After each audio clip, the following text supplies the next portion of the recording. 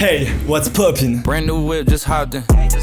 I got options. I can pass that bitch like Stockton. J'espère que vous allez bien, ça fait grave plaisir de vous voir aujourd'hui dans cette nouvelle vidéo et je pense que vous avez tous déjà entendu parler des morning routines. Mais un truc essentiel que beaucoup semblent ne pas comprendre, c'est qu'une morning routine, si tu dors mal, ça sert strictement à rien. La solution pour moi, ça a été de mettre en place ce qu'on appelle une routine du soir qui me permet de tenir un vrai rythme de sommeil, d'arriver au lit avec l'esprit vide et donc de m'endormir en quelques minutes seulement chaque soir. C'est pas du bullshit, je traque mon sommeil depuis 3 mois maintenant avec une bague qui s'appelle une Oura Ring ou une Oura Ring, enfin bref, t'appelles ça comme tu veux. En gros, c'est une bague comme ça qui récupère plein de données liées à mon corps, donc ma fréquence cardiaque, ma température corporelle, etc. Après chaque nuit, elle analyse toutes ces données et elle me donne un score de sommeil pour la nuit précédente. Le score de sommeil se situe entre 1 et 100. Sur les 3 derniers mois, depuis donc que j'analyse mon sommeil et que j'ai mis en place ma routine du soir, j'ai un score moyen de 80. Et clairement, si Joey, mon chat roux et obèse, ne venait pas me piétiner la gueule quand je dors avec ses 5 kilos de croquettes dans le ventre, je serais facile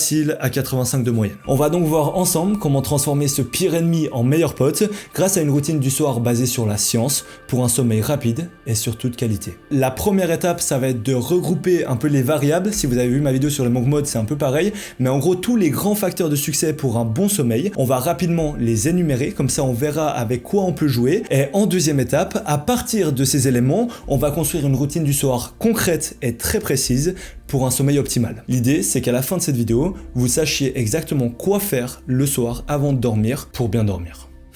Aussi simple que ça. Ok, le premier facteur d'un bon sommeil, c'est de comprendre notre chronotype, ou chronotype en anglais. Notre corps a en fait une tendance naturelle à s'endormir plus facilement à certaines heures qu'à d'autres. Et c'est différent pour chacun. En gros, il y a des personnes qui sont du soir et d'autres du matin. C'est aussi simple que ça. Après, de toute façon, entre nous, ça concerne que les personnes qui sont libres de se lever quand ils veulent, parce que si tu commences à bosser à 8h, que tu dois te lever à 7h, si tu veux tes 7 à 8 heures de sommeil, t'as pas trop de choc d'aller au lit entre 23h et minuit. Et honnêtement, dans tous les cas, que tu sois une personne du soir, du matin, de l'après-midi, je m'en tape, je te conseille d'aller au lit avant minuit. De ce que j'ai analysé de mes données de sommeil, à chaque fois que je me suis endormi entre 1h et 4h, donc assez tard quand même, la qualité de mon sommeil a complètement drop. C'est pas un sommeil réparateur, même si je me lève vers 10 et 11h et qu'au final j'ai mes 7-8 heures de sommeil. D'ailleurs, je continuais avec une autre observation. Tout ce truc qu'on vous dit, ou si tu te lèves au milieu d'un sommeil profond, alors tu vas pas te sentir bien, etc.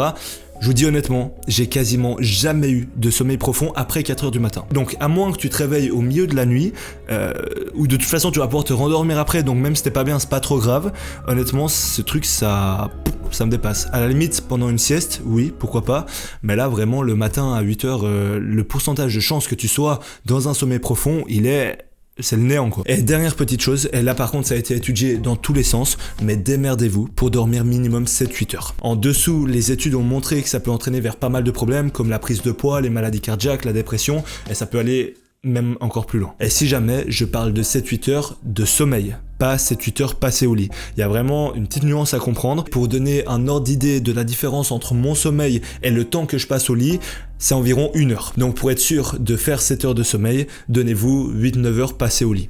À essayer de dormir d'ailleurs, si tu regardes une série pendant 1 heure, faut pas les compter dans l'heure passée au lit non plus, tu vois. J'aimerais bien avoir les données de tout le monde pour faire des moyennes, sachant que moi j'ai du temps éveillé pendant la nuit, sachant que je me réveille beaucoup durant le sommeil, à cause notamment d'un certain Joey. On passe au deuxième facteur qui est un peu la suite logique du chronotype, c'est d'avoir un rythme. Essayez d'aller toujours à la même heure au lit. Plus votre rythme sera régulier, plus il vous sera facile de vous endormir jour après jour. En gros, ça aide à synchroniser l'horloge interne de votre corps. Ça s'explique par la pulsion homéostasique du sommeil, un terme super compliqué juste pour dire que si tu fais les choses bien le soir, tu ressentiras de la fatigue, ce qui entraînera alors ton cerveau à libérer de la mélatonine exactement à cette heure-là. La mélatonine, pour ceux qui savent pas, c'est une hormone importante qui contribue dans le contexte du sommeil, en tout cas parce que c'est ça que je connais, mais ça contribue à réduire la pression artérielle et la température interne de votre corps, ce qui vous pousse du coup à vous endormir. C'est pour ça que d'un point de vue scientifique, c'est important de tenir un rythme.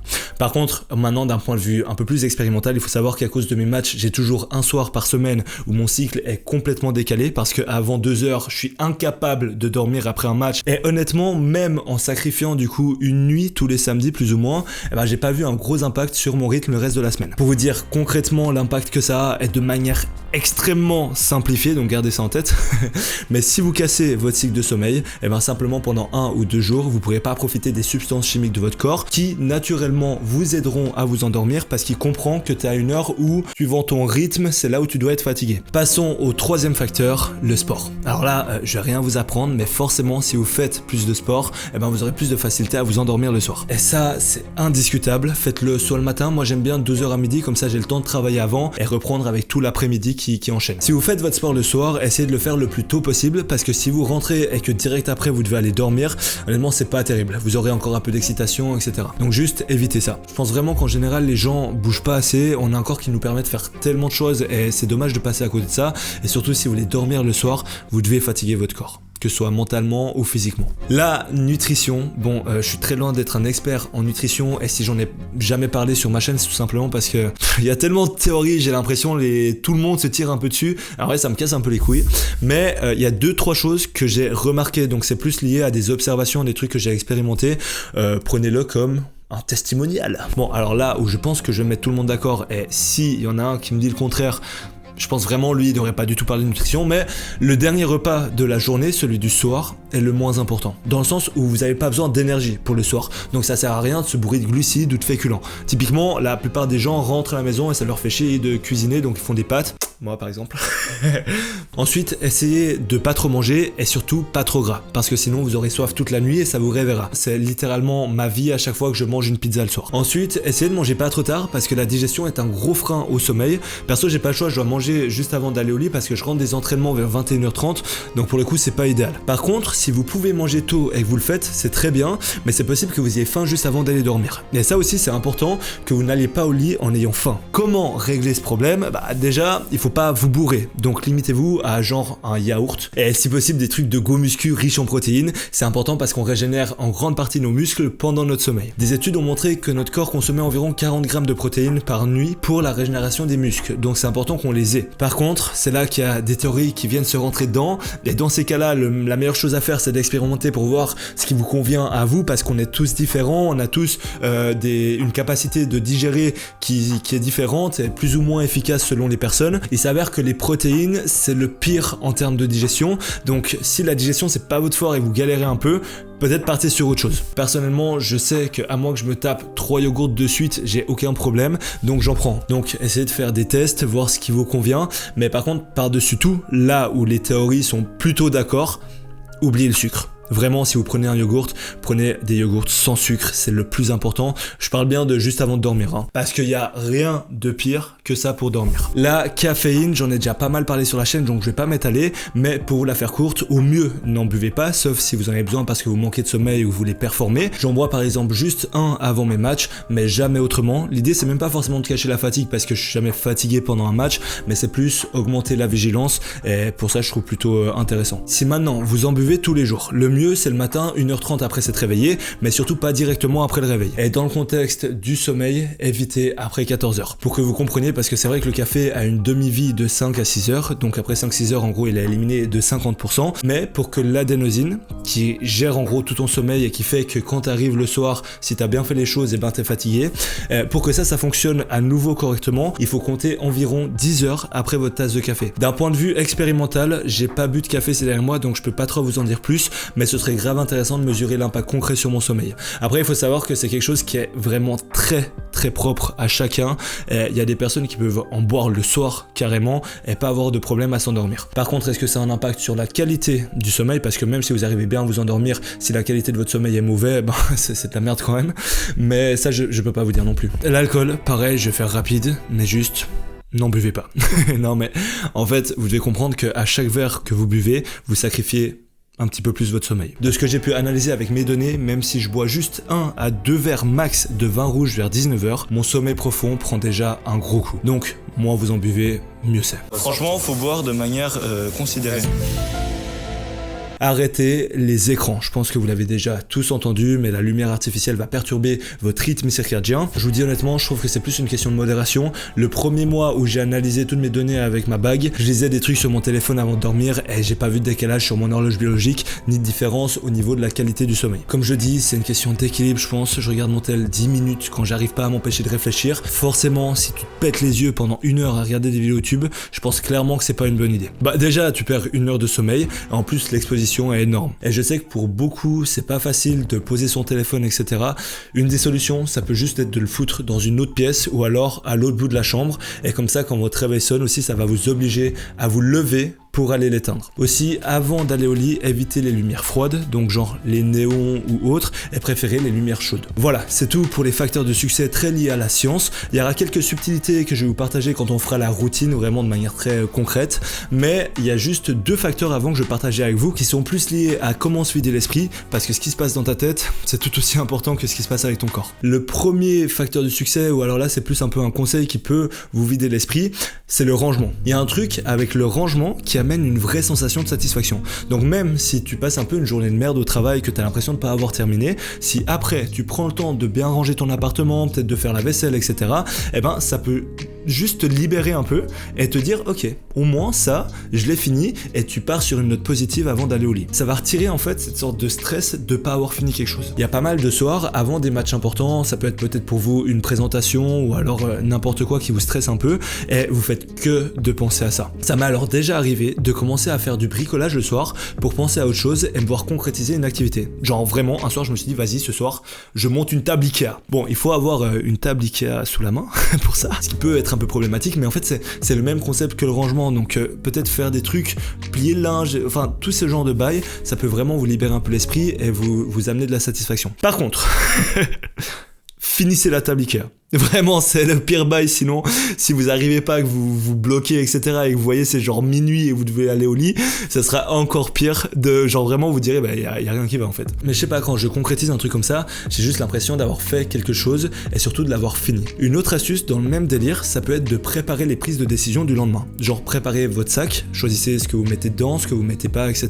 Donc voilà, c'est tous des petits trucs qui peuvent vous libérer l'esprit et vous faire aller au lit un peu plus léger. Encore une fois, c'est propre à chacun. Si t'arrives à aller au lit avec un bordel monstre dans ton appart et que ça t'impacte pas pour dormir, mec, moi dans cette vidéo je veux juste que tu dormes, hein. J'en ai rien à foutre que ton appart soit rangé. Et le dernier facteur de succès avant de commencer avec la routine, c'est la méditation. Avant de vous endormir, ça peut être important de se détendre, donc méditation, yoga, lire un livre, mais surtout pas de détente stimulée par les écrans. Moi ça dépend trop des jours et de mon mood, surtout si j'arrive au lit et que je me sens bien, je vais pas me mettre à faire de la méditation parce que j'ai pas besoin de me libérer l'esprit, tu vois, je suis déjà bien et j'ai envie de me reposer, donc c'est pas nécessaire. Par contre, il y a des jours où je fais que de réfléchir à mon taf, aux vidéos, à ci, à ça, et quand je vois que ça arrive, ok, je prends le temps, 20 minutes, je me pose, petite méditation, je peux aussi lire ou des trucs comme ça, et ça vraiment, ça aide beaucoup. Voilà, on a fini avec les facteurs de succès, on va maintenant passer à la routine.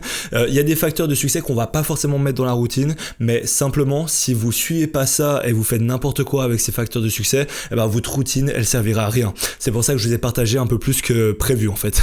Passons à ma fameuse routine du soir qui vous permettra d'avoir une idée claire de quoi faire et à quel moment pour optimiser votre sommeil et tout casser dans votre vie. Mais juste avant, on est plus de 200 000 sur cette chaîne et je vous en remercie. Les retours que vous m'avez fait sur la dernière vidéo sont juste incroyables et ça me touche vraiment, c'est trop cool de pouvoir échanger comme ça avec ce nouveau type de format sur YouTube. Par contre, j'ai remarqué un truc, c'est que sur Insta, on est que 40 000, donc je comprends pas, je sais pas ce que vous en pensez, mais je trouve que le gap il est un peu gros, si on pouvait le combler un peu, ce serait top. Je suis pas le genre de gars qui lâche des stories H24 et qui va vous casser les couilles. Quand j'ai un truc d'intéressant à partager, je le fais et je trouve cool d'avoir une interaction avec un maximum de monde, et aussi ça me permet de vous faire participer à des vidéos et de vous montrer un peu l'avancée de mes projets, etc. On se retrouve là-bas après cette vidéo, genre regarde la routine quand même parce que là c'est cool. Soit tu cherches Mathias MTVN sur Insta directement, soit il y a le lien dans la description de cette vidéo. La première étape pour mettre en place votre routine du soir est de savoir quel rythme vous voulez essayer de tenir. Moi perso, je vise 23 heures comme heure à laquelle je vais dormir, vu que j'ai pas forcément le choix avec les entraînements qui finissent tard. Mais si je le pouvais, je partirais plutôt sur 22 heures. La deuxième étape va être de déterminer combien de temps va durer votre routine. Donc combien de temps en fait vous êtes prêt à investir dans votre sommeil. Sans oublier qu'investir dans un sommeil de qualité, c'est surtout investir dans un rythme de vie sain qui vous rendra bien dans votre corps et dans votre esprit. Donc Perso, je trouve que c'est un investissement qui a lieu d'être. Il y a des routines du soir qui durent 2 heures, je trouve que c'est un peu abusé, donc je suis parti sur 1 heure, ce qui fait que je commence ma routine à 22 heures pour dormir à 23 heures. Je mets une alarme sur mon téléphone à 21h45, et comme ça j'ai 15 minutes de battement si jamais je veux juste terminer ce que je suis en train de faire. Mais à 22 heures, j'arrête de bosser ou de regarder une série, ou alors j'arrête tout simplement l'activité que je suis en train de faire. Une étape très importante, je trouve, et c'est pour ça que je mets mon alarme 15 minutes plus tôt, c'est de bien terminer votre activité. Si la dernière chose que vous faites avant de dormir, c'est de bosser, je vous conseille vraiment de prendre le temps de terminer votre taf. C'est-à-dire peut-être écrire ce qu'il vous reste à faire, si vous avez des idées, notez-les sur un carnet pour pas les oublier, et surtout pour pas avoir à tout le temps y penser. Vous devez vider votre tête et vous libérer des pensées liées au taf. Et pour finir avec ça, terminez par nettoyer l'espace où vous travaillez, comme ça vous aidera à avoir ce sentiment agréable d'avoir bien fini les choses avant d'aller dormir. À partir de 22h, donc vraiment le début de la routine, j'essaie de me protéger les yeux en éteignant au maximum les lumières et de protéger mon esprit aussi, donc ma tête, mon mental, d'un mec qui pense trop. Donc tout message de personnes qui bossent avec moi, je vais pas le lire. Si on m'envoie une vidéo à corriger ou autre, je fais preuve de patience et je garde ça pour le lendemain. En fait, tout ce qui peut me pousser à devoir prendre des décisions et donc réfléchir, je veux pas en entendre parler. À l'époque, c'est un truc que j'arrivais pas du tout, j'étais tout le temps pressé quand je recevais un truc,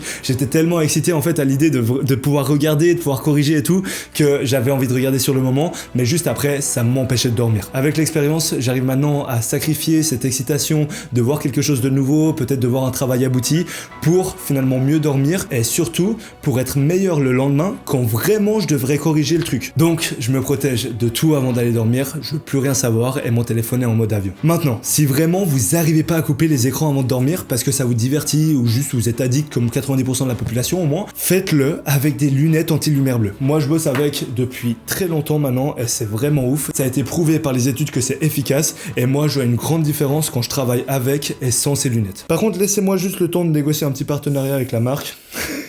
Comme ça après je pourrais vous dire et puis toucher une petite commission, sinon c'est pas trop drôle. Je rigole bien sûr. J'ai ces lunettes de la marque MVMT. À chaque fois j'ai envie de dire MTVN mais c'est pas moi. Elles sont assez chères sur le marché des lunettes anti-lumière bleue, mais au moins vous avez un truc vraiment transparent, genre c'est des bonnes lunettes, c'est quali et le verre est clean. Je sais qu'il y a des lunettes comme ça qui ont un filtre un peu jaune chelou. Mauvais bail. Franchement, je trouve pas terrible, ça change les couleurs et tout. Moi qui travaille en plus sur de la vidéo, c'est pas terrible. Bref, après avoir coupé les lumières bleues, j'enchaîne avec du rangement. Si j'ai encore des petits trucs qui traînent chez moi, je prends 5 minutes pour bien les ranger et terminer ça propre. Ensuite, à 22h15, je vais à la douche et le soir, ne prenez pas de douche froide. Je me contredis avec une ancienne vidéo que j'avais faite sur ma chaîne, je pensais que c'était une bonne chose. Donc je m'excuse de vous avoir donné une fausse info il y a quelques années. Selon les études, la température idéale pour optimiser votre sommeil est de 40 degrés. Moi, je mets juste bien chaud parce que j'ai aucun moyen de mesurer la température de ma douche. L'idée en fait c'est de créer un pic de chaud pour que votre corps soit poussé à réguler votre température corporelle en la faisant descendre drastiquement, ce qui imitera l'effet de la mélatonine dans le corps dont je vous ai déjà parlé avant. Et ce qui vous endormira du coup. En sortant de la douche, si vous voulez faire des petits soins pour la peau, c'est le moment. Moi ça me flemme mais je sais qu'il y a du monde qui kiffe. 30 minutes avant de dormir, je vais dans ma chambre et j'ouvre toutes les fenêtres pour faire des courants à rafraîchir la pièce. L'idéal c'est d'avoir une température entre 17 et 20 degrés selon ce que vous préférez, mais surtout éviter d'être au-dessus de 20 degrés. Encore une fois, j'ai pas de moyen de mesurer la température dans ma chambre et je pense que c'est votre cas aussi, mais juste faites votre maximum pour surtout bien aérer et rafraîchir la chambre avant de dormir. 22h30, comme expliqué avant, c'est important de pas avoir la dalle avant d'aller dormir, donc c'est le moment de manger un petit truc si c'est nécessaire. Et après, je me brosse les dents. Ensuite, 20 minutes avant l'heure de dormir, c'est gentiment le moment d'aller au lit. Si c'est l'hiver, je mets toutes les fenêtres mi-ouvertes pour quand même avoir de l'air, et l'été, je laisse vraiment grand ouvert. Le but c'est vraiment d'amener de l'air. Ensuite, aller au lit le plus nu possible. C'est pas un message subliminal pour ma meuf, le but c'est vraiment de baiser. Baisser notre température corporelle pour bien dormir. Là, il vous reste environ 20 minutes et il y a plusieurs options. Soit vous avez un copain ou une copine et vous pouvez discuter, faire un jeu, enfin bref, ce que vous voulez quoi. Sinon, vous pouvez prendre du temps pour lire, ou si un épisode d'une série c'est vraiment votre rituel et que ça vous aide, let's go. Vraiment, moi je suis pas du genre à tout couper et à être hyper strict dans la routine. Le but c'est vraiment d'avoir un truc qui est agréable pour nous et qui nous détende aussi. Mais si vous faites ça, pensez aux lunettes, vraiment c'est important. Par contre, s'il vous plaît, évitez les réseaux sociaux. Franchement, ça amènera à rien. La dopamine vous pètera le crâne et tout ce que vous aurez mis en place pour bien dormir aura servi à rien. Donc, au mieux, un truc sans écran, ça c'est sûr. Et si c'est de la lecture, d'ailleurs, la science a démontré que lire 2 pages et demie c'est absolument inutile et que ce serait efficace à partir de 6 pages minimum. Voilà. Vous faites ce que vous voulez avec ça, c'est juste une info. Aussi, il y a des soirs où juste je me sens mal, je me sens frustré de certaines choses qui se passent dans ma vie ou déçu. Je sais pas, juste il y a des soirs où ça va pas et je pense pense que c'est votre cas aussi, et ben pendant ces 20 minutes, je fais de la méditation. Et ça m'aide beaucoup à canaliser mes pensées et à me calmer avant de dormir. Maintenant, on arrive à 5 minutes avant de dormir. Les études auraient démontré qu'il serait bénéfique de faire une liste des choses à faire pour le lendemain. Moi, je trouve que c'est un peu tiré par les cheveux parce que je trouve con de se détacher de tout ce que tu as fait la journée et de tes pensées, etc. Et que juste 5 minutes avant de dormir, bah, tu te remettes un peu dans un truc où tu commences à réfléchir à ce que tu dois faire après. Donc, je le fais pas systématiquement. C'est-à-dire que si je me sens bien dans mes pensées et que je ressens pas le besoin de faire de l'ordre, alors je le fais pas. Mais c'est vrai que les fois où je pense trop ou que j'angoisse un peu, c'est un vrai game changer. C'est à vous de voir un peu sur le moment si vous sentez que c'est nécessaire ou pas. Et si c'est nécessaire, voilà, je prends un carnet, je note un peu mes pensées, les tâches que je dois accomplir le lendemain pour me les sortir de la tête. Voilà, on est sur la fin de la routine et j'ai un truc pour vous qui va bien vous faire plaisir.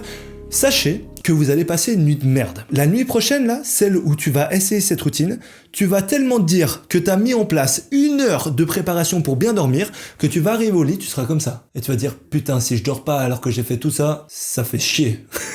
C'est exactement ce qui m'arrive quand j'essaie de mettre en place des nouvelles choses dans ma vie. C'est une question d'habitude, ça prend un peu du temps à se mettre en place. Et en général, quand on le fait pour la première fois, eh ben, ça peut être un peu dérangeant, ça peut nous perturber en fait. Ne lâchez pas, mettez-vous au lit et quand vous êtes en train de dormir, pensez peut-être à vos trucs, libérez-vous l'esprit, pensez à d'autres choses et pas à la routine que vous venez de faire. Et surtout, persévérez un peu, essayez de le faire quand même sur 2-3 jours avant de vous dire ok, vraiment ça c'est un truc qui me convient pas. Le petit bonus, à partir du moment du coup où vous êtes vraiment dans le lit pour dormir, j'utilise une technique de sophrologie qui s'appelle le 4-7-8 qui vous permet de vous concentrer sur votre respiration, donc éviter que vos pensées partent en couille et qui vous calmera. Concrètement, vous inspirez pendant 4 secondes, donc je suis pas sûr que j'ai besoin d'imiter là.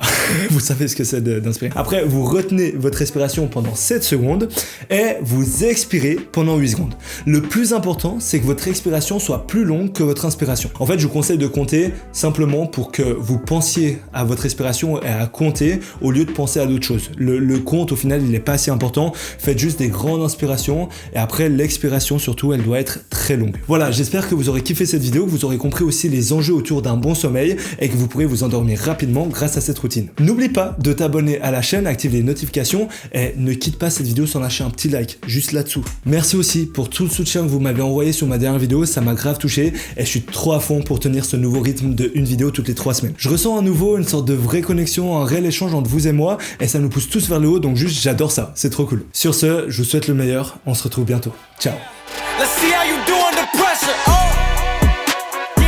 Wanted this shit forever. I've been in the field with whatever they throw at me. Brush it off, pick myself up, moving on to the better. Okay.